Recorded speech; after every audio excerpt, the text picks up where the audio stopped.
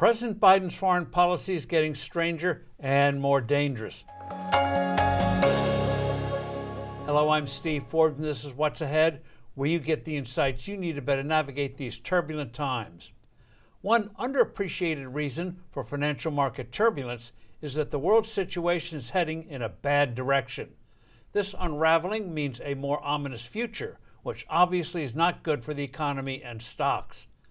The weirdest aspect of President Biden's foreign policy is his goal to cut a nuclear deal with Iran. Where Russia assists in the negotiations, Iran won't bargain with our diplomats face to face. Donald Trump scuttled the 2015 Iran nuclear agreement and imposed harsh sanctions because of flaws in the inspection arrangements, the lack of any restraint on Iran's ballistic missile program — the time is coming when the regime will be able to hit American cities — and giving the mullahs tens of billions of dollars to finance both its nuclear ambitions and its widespread terrorist activities. As things stand today, a new deal would be even worse, with the Iranians getting $275 billion in sanctions relief in year one and an enforcement system even more flawed than before. Sooner rather than later, Israel will face an existential decision of whether or not to let Iran become a nuclear power.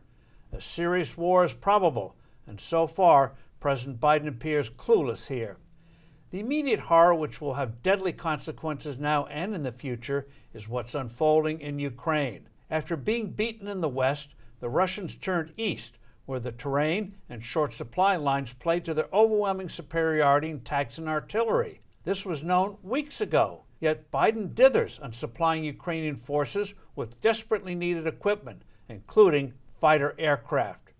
Meanwhile, a global food shortage looms as long as Ukrainian ports are blockaded. Putin is smelling victory as Europe and the U.S. press for a diplomatic deal that would award him a critical chunk of the country and let him renew hostilities after rebuilding his mauled military. It's not only Ukraine and Iran. The administration is mishandling Latin America, fueling its leftward lurch. It is needlessly alienating India, a crucial ally, and raising troubling doubts about our long-term reliability with critical countries like Japan, South Korea, and Indonesia. Moscow, Beijing, Tehran, and other global aggressors are drawing the menacing conclusion: even if they blunder, they can still triumph if they persist against a weak-willed West. This is how ghastly miscalculations unfold.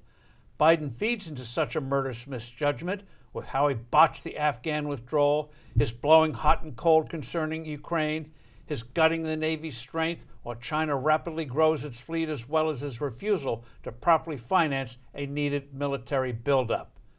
I'm Steve Forbes. Thanks for listening. Do send in your comments and suggestions. I look forward to being with you soon again.